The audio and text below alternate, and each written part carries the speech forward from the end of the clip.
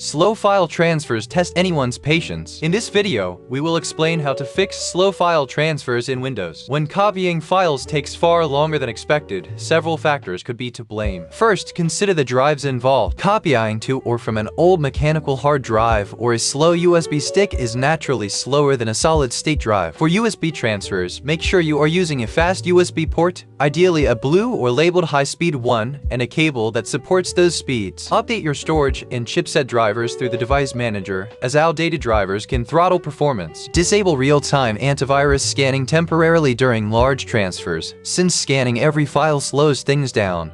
But remember to turn it back on. Check the drive's health and free space, because a nearly full or failing drive transfers slowly. Many small files transfer slower than one large file of the same size, which is normal. Try compressing many small files into a single archive first. Disable drive indexing on external drives if it is interfering. These steps usually restore fast, smooth transfers, saving you valuable time on every copy.